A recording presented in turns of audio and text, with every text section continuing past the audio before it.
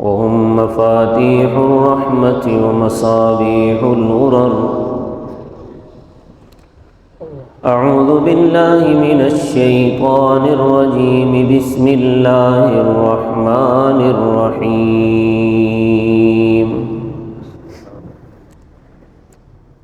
فأما من أعطى واتقى وصدق بالحسنى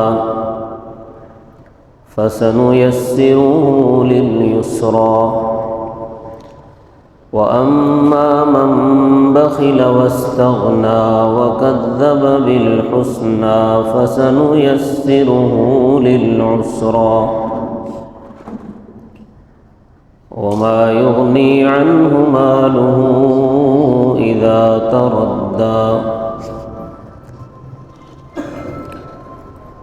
صدق الله العظيم. قال النبي صلى الله عليه وسلم: مروا أبا بكر فليصل بالناس، أو كما قال النبي صلى الله عليه وسلم.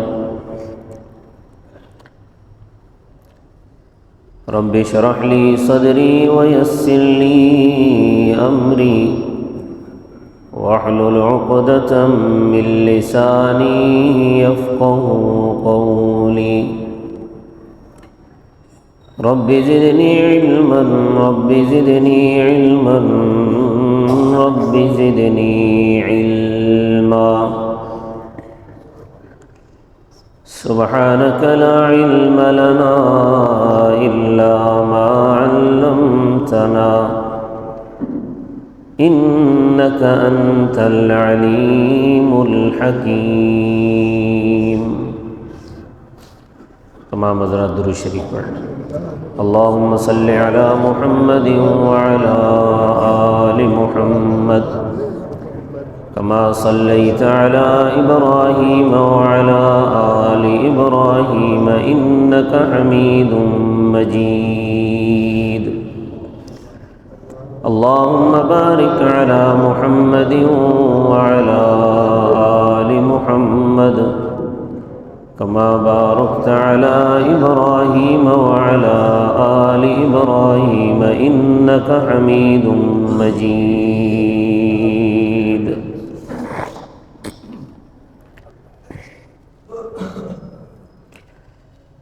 معزز سامعین گرامی قدر،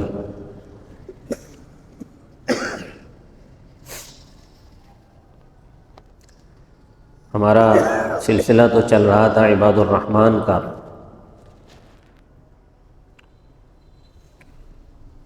لیکن چونکہ جمادی الثانی کا مہینہ چل رہا ہے، اس مہینے کی 22 تاریخ کو سسر رسول خلیفہ اول امام الصحابہ سیدنا ابو بکر صدیق رضی اللہ تعالیٰ عنہ کی وفات ہے۔ اس وجہ سے میرا معمول ہے ہر سال کا کہ جمادی الثانی کے مہینے میں سیدنا ابو بکر صدیق رضی اللہ تعالیٰ عنہ کی شان کو اور ان کے فضائل و مناقب کو بیان کرتا ہوں۔ عباد الرحمن کا سلسلہ انشاءاللہ بعد میں اگلے جمعے سے شروع کریں گے۔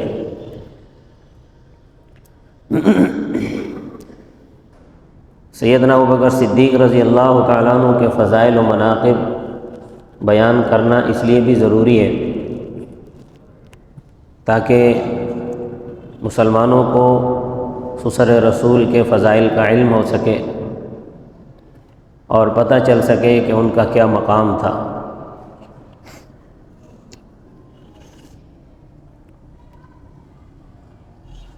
تو آج کا میرا موضوع ان کے حوالے سے یہ ہے کہ صدیق اکبر رضی اللہ تعالیٰ عنہ کو حضور صلی اللہ علیہ وسلم نے امامت کیوں دی، اپنے بعد امام کیوں بنایا۔ حضور اکرم صلی اللہ علیہ وسلم مرض الوفات میں مبتلا تھے۔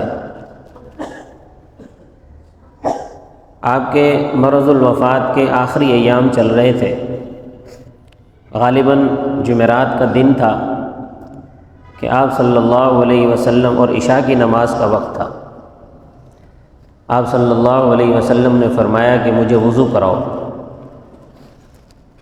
آپ وضو کرنے لگے تو آپ پر غشی کی کیفیت طاری ہو گئی، آپ بے ہوش ہو گئے۔ کچھ دیر کے بعد آپ کو ہوش آیا تو آپ صلی اللہ علیہ وسلم نے پوچھا کہ نماز ہو گئی؟ آپ کو بتایا گیا کہ ابھی نماز نہیں ہوئی، لوگ آپ کا انتظار کر رہے ہیں۔ تو آپ صلی اللہ علیہ وسلم نے پھر فرمایا کہ مجھے وضو کراؤ۔ آپ صلی اللہ علیہ وسلم دوبارہ وضو کرنے لگے، پھر غشی طاری ہو گئی، پھر بے ہوش ہو گئے۔ پھر جب دوبارہ ہوش آیا تو آپ صلی اللہ علیہ وسلم نے پوچھا کہ نماز ہو گئی؟ آپ کو بتایا گیا کہ ابھی نماز نہیں ہوئی، لوگ آپ کا انتظار کر رہے ہیں۔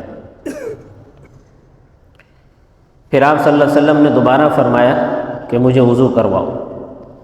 پھر جب آپ دوبارہ وضو کرنے لگے، پھر سے غشی طاری ہو گئی، پھر آپ بے ہوش ہو گئے۔ پھر جب آپ کو کچھ دیر بعد ہوش آیا، آپ نے پھر پوچھا کہ نماز ہو گئی؟ آپ کو بتایا گیا کہ نماز نہیں ہوئی، تو آپ صلی اللہ علیہ وسلم نے فرمایا مروا ابا بکر فلیصلی بالناس، ابو بکر سے کہو کہ وہ لوگوں کو نماز پڑھا دیں۔ حضرت عائشہ صدیقہ رضی اللہ تعالیٰ عنہ، جو کہ آپ صلی اللہ علیہ وسلم کی زوجہ مطہرہ ہیں، حضرت ابو بکر صدیق رضی اللہ تعالیٰ عنہ کی صاحبزادی ہیں، انہوں نے عرض کی یا رسول اللہ، میرے ابا رقیق القلب ہیں، آپ کو مصلی پر نہ دیکھ کر وہ نماز نہیں پڑھا پائیں گے، آپ کسی اور کو حکم فرما دیجیے۔ حضور صلی اللہ علیہ وسلم نے فرمایا کہ عائشہ، مصر کی عورتوں کی طرح تم مجھے بہکاؤ مت، ابو بکر کو کہو کہ وہ نماز پڑھائے لوگوں کو۔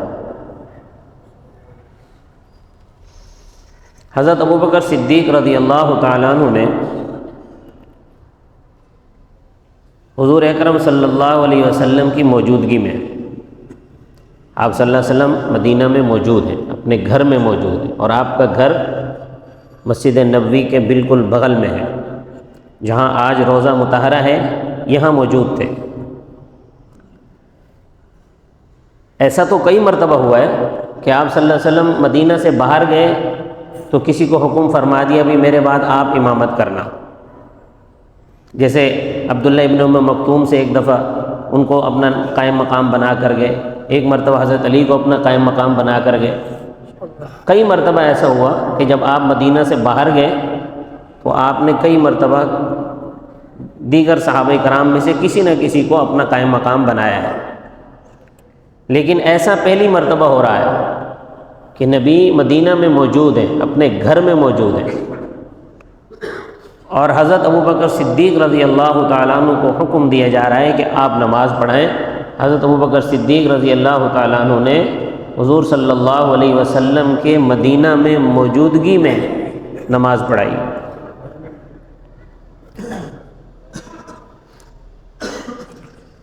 تو آپ صلی اللہ علیہ وسلم نے حضرت ابو بکر صدیق کو ہی امام کیوں بنایا، حالانکہ اس وقت گھر میں حضرت علی المرتضیٰ موجود تھے، حضور اکرم صلی اللہ علیہ وسلم کے سگے چچا حضرت عباس موجود تھے،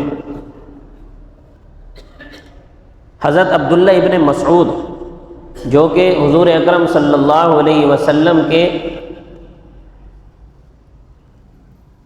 یوں سمجھ لیں کہ جو بالکل قریبی آدمی ہوتا ہے اس طرح کے تھے، کہ یعنی حضور صلی اللہ علیہ وسلم کا لوٹا، حضور کی جوتی، حضور صلی اللہ علیہ وسلم کی ہر قسم کی خدمت، آپ کا لوٹا اٹھانا، آپ کی چپل اٹھانا، آپ کی چادر اٹھانا، یہ حضرت عبداللہ ابن مسعود کے ذمہ تھا، مفسر قرآن تھے، یہ بھی موجود تھے۔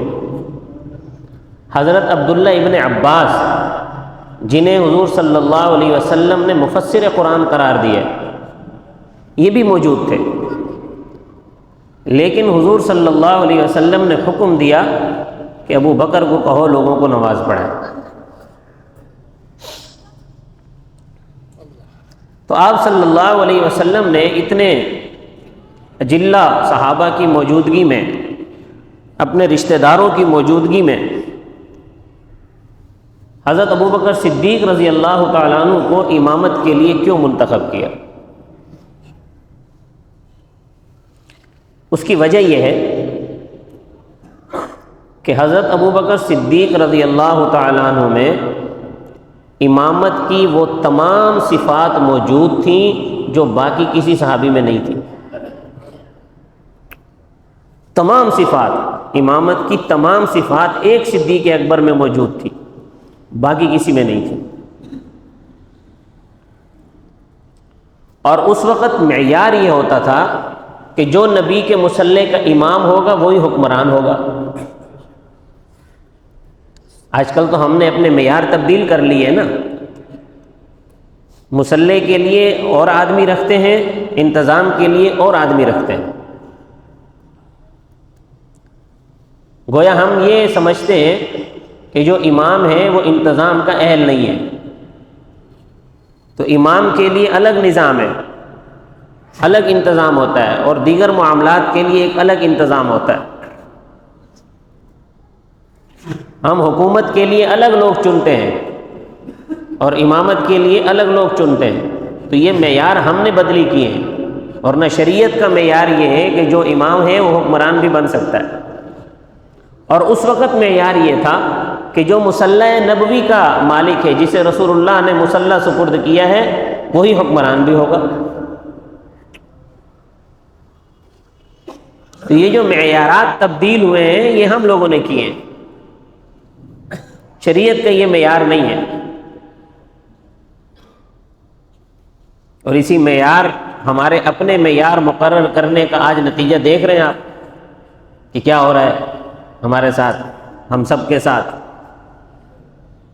ہم سب کے ساتھ یہ اس وجہ سے ہو رہا ہے کہ ہم نے شریعت سے روگردانی کر لی۔ تو بہرحال، تو میں عرض کر رہا تھا کہ حضرت ابو بکر صدیق رضی اللہ تعالیٰ عنہ کے اندر امامت کی وہ تمام صفات موجود تھیں جو باقی کسی صحابی میں نہیں تھی۔ امامت کی کیا صفات ہیں؟ امامت کی پہلی صفت یہ ہے کہ جو عالم ہو، یعنی جیسے ایک مجلس ہے، 10 لوگوں کی ایک مجلس ہے، نماز کا وقت ہو گیا، اب ان 10 لوگوں میں سے نماز وہ پڑھائے گا جو عالم ہوگا۔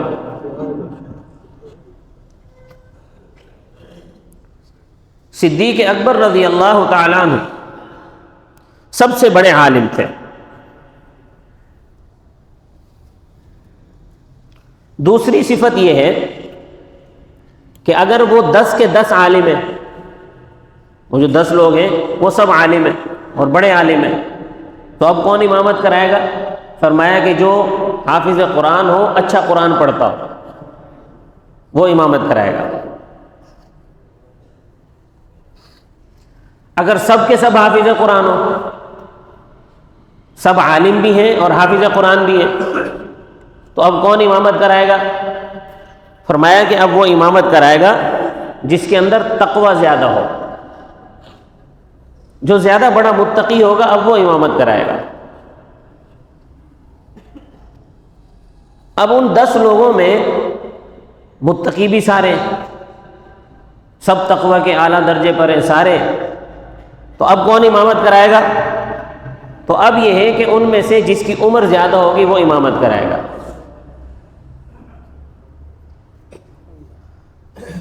عمر بھی سب کی برابر ہو گئی، عالم بھی سب ہیں، حافظ بھی سب ہیں، متقی بھی سب ہیں، اور عمر بھی سب کی تقریباً برابر ہے، تو اب کون امامت کرائے گا؟ تو اب 5ویں صفت یہ ہے کہ جو ان میں زیادہ خوبصورت ہوگا وہ امامت کرائے گا۔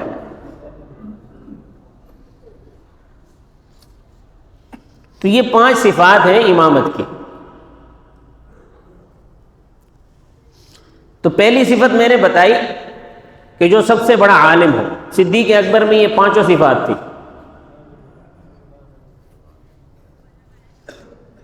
پہلی صفت میں نے بتائی، امامت کی پہلی صفت یہ ہے کہ جو سب سے بڑا عالم ہو وہ امامت کا مستحق ہے۔ صدیق اکبر رضی اللہ تعالیٰ عنہ تمام صحابہ میں سب سے بڑے عالم تھے۔ آپ سے بڑا عالم صحابہ کے اندر اور کوئی نہیں تھا۔ حضور اکرم صلی اللہ علیہ وسلم نے ارشاد فرمایا کہ اللہ نے میرے سینے میں جو کچھ نازل کیا میں نے وہ سب ابو بکر کے سینے میں منتقل کر دیا، سب۔ میرے سینے میں جو آیا وہ میں نے سب کا سب ابو بکر کے سینے میں منتقل کر دیا ہے۔ جتنا رسول اللہ صلی اللہ علیہ وسلم نے اللہ سے سیکھا ہے، رسول اللہ صلی اللہ علیہ وسلم نے وہ سب صدیق اکبر کو سکھا دیا ہے۔ حضرت علی رضی اللہ تعالیٰ عنہ فرماتے ہیں کہ بعض اوقات ہم جب بہت مشکل مسائل میں پھنس جاتے تھے تو اس کا حل صدیق اکبر نکالتے تھے، اور صدیق اکبر یوں حل کر دیا کرتے تھے جیسے کوئی مسئلہ ہی نہ ہو۔ اس سے بھی پتہ چلا کہ صدیق اکبر سب سے بڑے عالم تھے۔ وہ مسائل کون سے تھے؟ 2-3 مسائل بیان کر دیتا ہوں۔ حضور اکرم صلی اللہ علیہ وسلم کے وصال کے بعد سب سے پہلا مسئلہ یہ پیش آیا کہ حضور صلی اللہ علیہ وسلم کو غسل کیسے دیا جائے۔ ہمارے ہاں تو یہ طریقہ ہے نا کہ جو کپڑے وہ پہنے ہوئے ہوتے ہیں وہ کپڑے اتار کر ان کو غسل دیا جاتا ہے، پھر ان کو ایک نیا کفن پہنایا جاتا ہے، کیونکہ پیغمبر کی تو خصوصیت ہے، پیغمبر کا بچپن اس کی ایک الگ خصوصیت ہے، پیغمبر کی جوانی کی الگ خصوصیت ہے، پیغمبر کی نبوت کی زندگی کی الگ خصوصیت ہے، اس لیے پیغمبر کے وصال کی بھی الگ خصوصیت ہے۔ تو ظاہر ہے پیغمبر کو ان کا جو جنازہ ہے ان کو غسل دینے کی بھی کوئی خصوصیت ہوگی۔ حضرت علی فرماتے ہیں کہ ہمیں سمجھ نہیں آ رہی تھی کہ کیا کریں، کہ آیا پیغمبر کے کپڑے اتار کر ان کو غسل دیا جائے یا انہی کپڑوں کے ساتھ غسل دیا جائے، غسل دینے کا طریقہ کیا ہوگا؟ حضرت ابوبکر صدیق رضی اللہ تعالیٰ عنہ نے فرمایا کہ نبی جہاں دفن ہوتا، نبی جہاں اس کی روح قبض ہوتی ہے، جہاں پر جن کپڑوں میں ان کی روح قبض ہوتی ہے انہی کپڑوں کے اندر ان کو غسل دیا جائے گا۔ تو آپ صلی اللہ علیہ وسلم کو انہی کپڑوں کے ساتھ غسل دیا گیا۔ پھر دوسرا مسئلہ پیش آ گیا۔ دوسرا مسئلہ یہ پیش آیا کہ حضور صلی اللہ علیہ وسلم کو دفن کہاں کیا جائے، جنت البقیع میں دفن کیا جائے یا کسی اور جگہ پہ دفن کیا جائے، کہاں دفن کیا جائے؟ اس کا حل بھی حضرت ابوبکر صدیق نے نکالا، فرمایا نبی کی جہاں وفات ہوتی ہے وہیں اس کی قبر بنتی ہے اور وہیں اسی جگہ پر اس کو دفن کیا جاتا ہے۔ آج نبی کریم صلی اللہ علیہ وسلم کا جہاں روضہ اطہر موجود ہے یہیں پر آپ صلی اللہ علیہ وسلم کی روح قبض ہوئی تھی، یہیں وصال ہوا تھا۔ آپ صلی اللہ علیہ وسلم کے وصال کے بعد وراثت کا مسئلہ، کیونکہ ہم مرتے ہیں تو ہمارا ترکہ وراثت بنتا ہے، ہمارا مال وارثوں میں تقسیم ہوتا ہے، کیا نبی کا مال بھی وارثوں میں تقسیم ہوگا؟ یہ مسئلہ کھڑا ہوا۔ حضرت ابوبکر صدیق رضی اللہ تعالیٰ عنہ نے اس کا حل نکالا، فرمایا ان الانبیاء لم یورثوا دینارا ولا درہما، کہ انبیاء نے، نبی کریم صلی اللہ علیہ وسلم نے فرمایا کہ انبیاء دراہم اور دنانیر کے وارث نہیں ہوتے، اپنی وراثت نہیں چھوڑتے دراہم و دنانیر کی شکل میں، انما ورثوا العلم، بلکہ انبیاء کی وراثت علم ہوتی ہے۔ تو جب نبی ترکہ ہی نہیں چھوڑتے تو وارث کون بنے گا؟ حضرت ابوبکر صدیق رضی اللہ تعالیٰ عنہ پر سب سے بڑا اعتراض یہ کیا جاتا ہے کہ فدق کھا کے، جی فدق نہیں دیا، فدق نہیں دیا، فدق نہیں دیا۔ اور کہتے ہیں کہ حضرت فاطمہ جو ہے وہ گئی تھی اور حضرت فاطمہ کو جو ہے روتا ہوا واپس بھیجا۔ حضرت فاطمہ الزہرا رضی اللہ تعالیٰ عنہ جو کہ پیغمبر کی بیٹی ہیں، جنہیں رسول اللہ صلی اللہ علیہ وسلم نے بطول کا لقب عطا فرمایا ہے، ہماری تو یہ بات عقل میں ہی نہیں آتی کہ وہ صدیق اکبر کے دربار میں گئی ہوگی، جن کو ساری زندگی کسی نے نہ دیکھا، جو ساری زندگی گھر سے باہر نہ نکلی۔ سیدہ فاطمہ الزہرا رضی اللہ تعالیٰ عنہ ایک مرتبہ رسول اللہ صلی اللہ علیہ وسلم کے پاس گئیں کہ یا رسول اللہ، میں ساری زندگی ہو گئی خود کام کرتی ہوں، میرے ہاتھوں میں چھالے پڑ گئے ہیں، اب مجھے بھی کوئی ایک آدھ باندی دے دی جائے تاکہ گھر کے کام میں میرا ہاتھ بٹا سکے۔ تو رسول اللہ صلی اللہ علیہ وسلم نے فرمایا فاطمہ تم یہ تسبیح پڑھا کرو، 33 مرتبہ سبحان اللہ، 33 مرتبہ الحمدللہ اور 34 مرتبہ اللہ اکبر پڑھا کرو۔ آپ صلی اللہ علیہ وسلم نے انہیں کوئی باندی نہیں دی۔ وہ فاطمہ الزہرا وہ صدیق اکبر کے دروازے پہ گئی ہوگی، ہمیں تو یہ بات سمجھ میں نہیں آتی۔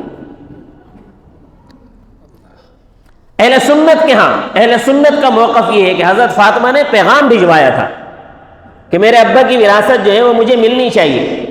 تو حضرت ابوبکر صدیق نے جب آپ صلی اللہ علیہ وسلم کی یہ حدیث سنائی تو حضرت فاطمہ رضی اللہ تعالیٰ عنہ خاموش ہو گئی۔ خاموشی کیا تھا؟ یہ اطمینان تھا، اس بات کا اطمینان تھا کہ صدیق اکبر صحیح کر رہے ہیں۔ حضرت صدیق اکبر نے یہ بھی یقین دلایا کہ جس طرح نبی کریم صلی اللہ علیہ وسلم اپنی زندگی میں اپنے اہل بیت کا جو حصہ دیا کرتے تھے میں وہ پورا حصہ دوں گا، میں اس کو بند نہیں کر رہا۔ حضرت فاطمہ الزہرا مطمئن ہو گئی۔ یہ سب سے بڑا اعتراض کیا جاتا ہے۔ تو بات یہ ہے کہ اگر حضرت صدیق اکبر رضی اللہ تعالیٰ عنہ وراثت کھاتے، فدق کھا جاتے، تو صرف نبی کریم صلی اللہ علیہ وسلم کی وارثہ ایک حضرت فاطمہ تو نہیں تھی، آپ کی ازواج مطہرات بھی تو وارث تھی۔ ان میں حضرت ابوبکر صدیق کی بیٹی حضرت عائشہ صدیقہ بھی تھی، انہیں دیا کچھ؟ انہیں بھی تو کچھ نہیں دیا۔ جو رسول اللہ صلی اللہ علیہ وسلم نے اپنی زندگی میں جو حصے مقرر کر دیے تھے بس وہی ملتا رہا سب کو۔ صدیق اکبر کے دور میں بھی وہی ملتا رہا، فاروق اعظم کے دور میں بھی وہی ملتا رہا، حضرت عثمان غنی کے دور میں بھی وہی ملتا رہا، حضرت علی المرتضیٰ رضی اللہ تعالیٰ عنہ کے دور میں بھی وہی ملتا رہا۔ حضرت علی رضی اللہ تعالیٰ عنہ تو باقاعدہ خود اس دعوے کے بہت بڑے دعوے دار تھے اس وراثت کے، لیکن انہوں نے پھر اپنے دور حکومت میں کیوں نہیں دیا؟ ان کی اولاد تو تھی، وہ اپنی اولاد میں تقسیم کر دیتے، کیوں نہیں کیا؟ وہ بھی سمجھتے تھے کہ صدیق اکبر کا فیصلہ بالکل صحیح تھا۔ حضرت علی رضی اللہ تعالیٰ سے ایک دن پوچھا گیا کہ آپ بتائیں کہ تمام صحابہ میں سب سے بڑا عالم کون ہے؟ حضرت علی المرتضیٰ نے فرمایا کہ ہم سب میں سب سے بڑے عالم ابوبکر صدیق ہیں، سب سے بڑے عالم۔ تو امامت کی پہلی صفت کہ عالم ہو سب سے بڑا۔ وہ صحابہ تو سارے ہی عالم تھے، اکثر صحابہ عالم تھے، بڑے بڑے مفسر قرآن تھے، لیکن صدیق اکبر سب سے بڑے عالم تھے۔ دوسری صفت میں نے بیان کی کہ جو حافظ قرآن ہو، اچھا قرآن پڑھتا ہو۔ صدیق اکبر رضی اللہ تعالیٰ عنہ بہترین قرآن پڑھتے تھے۔ حضرت بکر صدیق رضی اللہ تعالیٰ عنہ کا یہ معمول تھا کہ یہ تاجر تھے، اسلام نے تجارت کو پروموٹ کیا ہے، یہ ملازمت میں انگریز نے لگایا ہم سب کو۔ اسلام تجارت کو پروموٹ کرتا ہے کہ تجارت کرو، تجارت میں اللہ نے برکت رکھی۔ حضرت صدیق اکبر بھی تاجر تھے، تو یہ جب اپنی دکان پر جا کر بیٹھتے تھے تو جتنا قرآن نازل ہو چکا ہوتا وہ دکان پر بیٹھ کر بلند آواز سے پڑھتے رہتے تھے۔ تو پہلے ہی دن جتنا قرآن نازل ہوا اپنی دکان پر بیٹھ کر وہ قرآن پڑھتے رہے، اور شام کو 6 صحابہ کو لے کر آ گئے کہ یا رسول اللہ یہ 6 آدمی میں آج صبح سے شام تک مسلمان کر کے لے آیا ہوں۔ وہ 6 آدمی کون تھے؟ طلحہ، زبیر، سعد، سعید، عبد الرحمن بن عوف، یہ وہ لوگ ہیں جو عشرہ مبشرہ میں ہیں۔ عشرہ مبشرہ 10 وہ صحابہ جنہیں رسول اللہ صلی اللہ علیہ وسلم نے دنیا میں جنت کی بشارت دی ہے، ان 10 میں سے 6 وہ ہیں جنہیں صدیق اکبر کی دعوت سے جو مسلمان ہوئے۔ یہ پہلے دن کی محنت تھی، اور صدیق اکبر کی زبان سے قرآن سن کر یہ مسلمان ہوئے۔ تو اس سے معلوم ہوا کہ صدیق اکبر سے اچھا قرآن بھی کوئی نہیں پڑھتا تھا۔ امامت کی تیسری صفت کہ جو ان میں تقوی میں سب سے زیادہ ہو، متقی ہو۔ اور صدیق اکبر کا تقوی تو ایسا تقوی ہے کہ صدیق اکبر کے تقوی کی گواہی اللہ نے قرآن میں دی ہے۔ قرآن میں فرمایا والذی جاء بالصدق وصدق به اولئک هم المتقون۔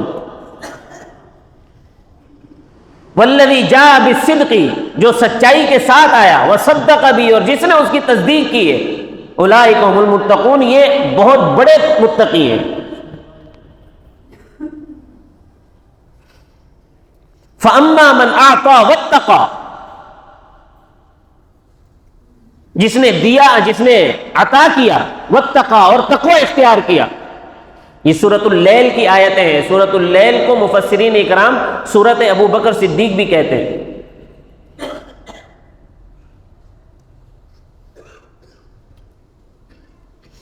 تو اس سے معلوم یہ ہوا کہ تقوی میں بھی حضرت ابو بکر صدیق رضی اللہ تعالیٰ عنہ اعلی مقام پر تھے۔ سیدنا صدیق اکبر جنہیں اللہ نبی کریم صلی اللہ علیہ وسلم نے جنت کی بشارت دنیا میں دے دی تھی، عشرہ مبشرہ میں شامل تھے، جنت کی بشارت دنیا میں دے دی تھی۔ ایک دفعہ کہنے لگے کہ کاش میں یہ لکڑی کا ایک پتا ہوتا، اس درخت کا ایک پتا ہوتا جسے جانور کھا جاتے، اور میرا نام و نشان مٹ جاتا۔ اللہ کا اتنا خوف دل کے اندر موجود تھا۔ تقوی اصل میں اللہ کا خوف ہی ہے، جن سے اللہ نے قرآن میں وعدہ کیا ہے سورۃ اللیل میں کہ ابو بکر کو ہم راضی کریں گے، وہ ان کے تقوی کا یہ عالم ہے۔ تو تقوی میں بھی سیدنا صدیق اکبر رضی اللہ تعالیٰ عنہ اعلی مقام پر موجود تھے۔ اور چوتھی صفت یہ ہے عمر کے لحاظ سے بڑا ہونا۔ حضرت ابو بکر صدیق رضی اللہ تعالیٰ عنہ کی عمر تمام صحابہ میں سب سے زیادہ عمر کے لحاظ سے رسول اللہ صلی اللہ علیہ وسلم کے قریب حضرت ابو بکر صدیق تھے۔ جب آپ صلی اللہ علیہ وسلم کا وصال ہوا، حضرت ابو بکر صدیق کی عمر اس وقت 61 سال تھی، اور جب حضرت ابو بکر صدیق رضی اللہ تعالیٰ عنہ کا انتقال ہوا ہے تو حضرت ابو بکر صدیق کی عمر 63 سال تھی۔ حضور صلی اللہ علیہ وسلم کی عمر بھی 63 سال، حضرت صدیق اکبر کی عمر بھی وصال کے وقت 63 سال۔ تو عمر کے لحاظ سے بھی آپ پورے اترتے تھے امامت پر۔ اور چوتھی صفت، جب سارے ہی عمر کے لحاظ سے برابر ہو تو پھر جو سب سے زیادہ حسین ہو وہ امامت کرائے۔ حضرت ابو بکر صدیق رضی اللہ تعالیٰ عنہ پر چونکہ نبوت کا عکس پڑا تھا، نبوت کا عکس پڑا تھا، اتنے حسین تھے، نبوت کا عکس پڑا حضرت صدیق اکبر پر۔ حضرت صدیق اکبر فرماتے کہ میں نے بچپن میں کبھی بتوں کی پوجا نہیں کی، بچپن میں کبھی میں نے زنا نہیں کیا، بچپن میں کبھی میں نے شراب نہیں پی، بچپن میں کبھی میں نے چوری نہیں کی۔ ایک مرتبہ ان کی والدہ نے کہا ابو قحافہ سے، ان کے والد سے، کہ بھئی تم جاتے ہو بتوں عبادت کرنے کے لیے، ان کو بھی ساتھ لے جایا کرو۔ ان کی عمر، حضرت ابو بکر کی عمر اس وقت 7 سال تھی، تو آپ ان کو بھی لے جایا کرو۔ تو ابو قحافہ حضرت ابو بکر کو ساتھ لے گئے بیت اللہ میں۔ بیت اللہ کے اندر 360 بت رکھے ہوئے تھے۔ ابو قحافہ رضی اللہ تعالیٰ عنہ بعد میں مسلمان ہو گئے تھے، وہ خود بیان کرتے ہیں کہ میں ان کو لے کر گیا ہوں اور میں ان کو بتا رہا ہوں کہ دیکھو یہ والا جو بت ہے یہ ہمارا بارش برسانے والا بت ہے، یہ والا جو بت ہے یہ ہمارا اولاد دینے والا بت ہے، یہ والا جو بت ہے وہ ہمیں روزی دینے والا ہے، یہ رزق دینے والا ہے، یہ فلاں یہ فلاں۔ ابو قحافہ کہتے ہیں کہ صدیق اکبر میری بات ایسے سن رہے تھے جیسے کوئی اہمیت ہی نہ ہو میری بات کی، یعنی سنی انسنی کر رہے تھے۔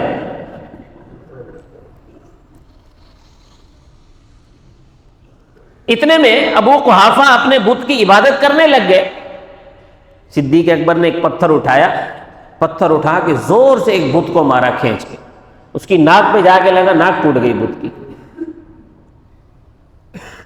جس خدا کی ناک ہی ٹوٹ جائے، جو اپنی ناک نہ بچا سکے، وہ کیا حاجت روائی کرے گا کسی کی؟ اس کی ناک ٹوٹ گئی۔ مکہ کے اندر تو کوہرام مچ گیا، سارے لوگ جمع ہو کر ابو قحافہ کے پاس آئے کہ تم اپنے بیٹے کو اس لیے لائے تھے، ہمارے معبود کی ناک توڑوا دی تم نے۔ ابو قحافہ نے بڑی مشکل سے جان چھڑائی، کہاں بچہ ہے اس کو معاف کر دو، اس کو پتہ نہیں ہے۔ حضرت صدیق اکبر فرماتے ہیں کہ میں نے کبھی کسی بت کی پوجا نہیں کی۔ یہ نبوت کا عکس تھا، تو جس پر نبوت کا عکس پڑ جائے، غار کے اندر نبوت کا عکس پڑا، ہجرت کے سفر میں نبوت کا عکس پڑا، صدیق اکبر نے نبوت کے عکس کو اپنے اندر اتنا جذب کر لیا، جب مدینہ میں پہنچے تو مدینہ والے پہچان نہیں پائے کہ نبی کون ہے، صدیق کون ہے۔ جو بھی آئے پہلے صدیق کو ملے، بعد میں رسول اللہ کو ملے۔ حضرت ابوبکر صدیق سمجھ گئے کہ یہ لوگ پہچان نہیں پا رہے۔ حضرت ابوبکر صدیق کھڑے ہوئے، کھڑے ہو کر اپنی چادر کھولی اور چادر کھول کر رسول اللہ صلی اللہ علیہ وسلم کے اوپر سایہ کر کے کھڑے ہو گئے، تاکہ لوگوں کو پتہ چلے کہ یہ آقا ہے اور یہ غلام ہے جو سایہ کر کے کھڑا ہے۔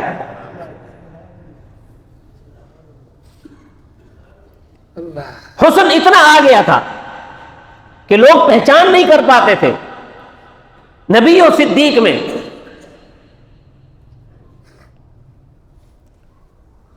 اس لیے نبی کریم صلی اللہ علیہ وسلم نے فرمایا مروا ابا بکر فلیصلی بالناس، ابو بکر کو کہو لوگوں کو نماز پڑھائے۔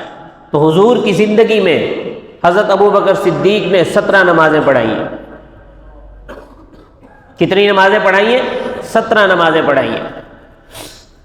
ایک مرتبہ حضرت ابو بکر صدیق نماز پڑھا رہے تھے، آپ صلی اللہ علیہ وسلم کو تھوڑا افاقہ ہوا بیماری میں، تو آپ وضو کر کے حضرت عباس اور حضرت علی کے کندھوں پر سہارا لے کر مسجد نبوی میں تشریف لا رہے ہیں۔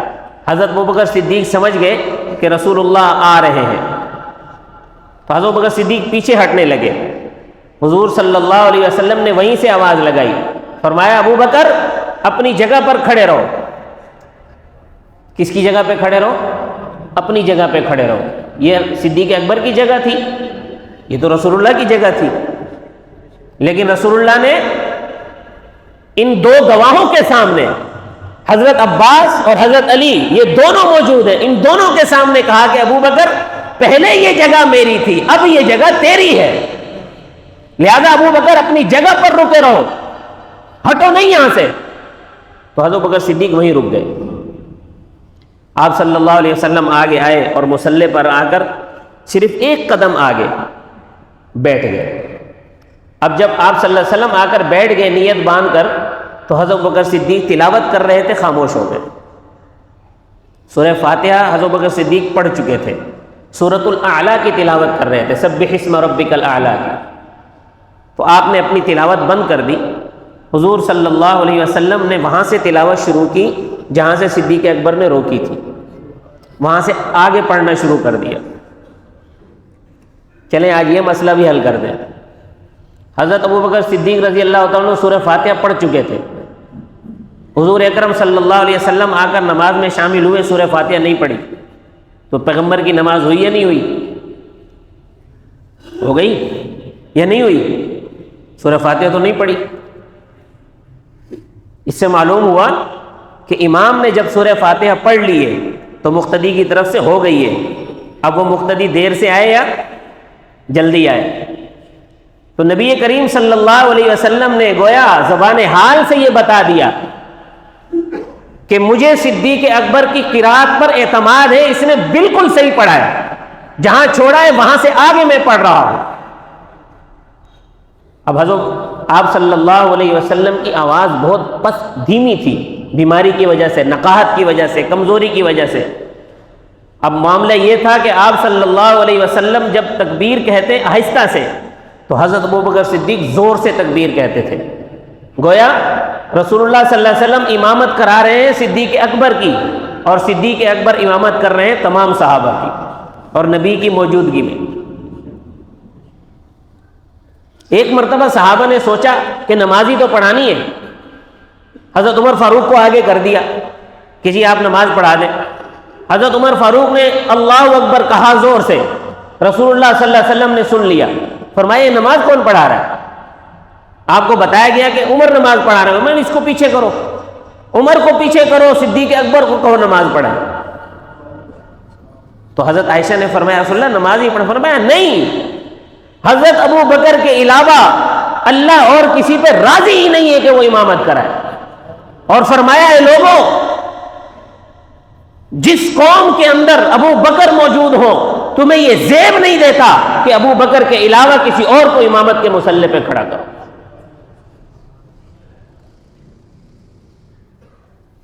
حضور اکرم صلی اللہ علیہ وسلم کو بھی صدیق اکبر سے اتنی محبت تھی کہ اپنے بعد بتا کر گئے کہ میرے بعد میرے مصلی کا وارث، میری میراث یعنی علم کا وارث صدیق اکبر ہے۔ اللہ تبارک و تعالی مجھے اور آپ کو اسوہ صدیق اکبر پر عمل کی توفیق عطا فرمائے۔ وما علینا الا البلاغ۔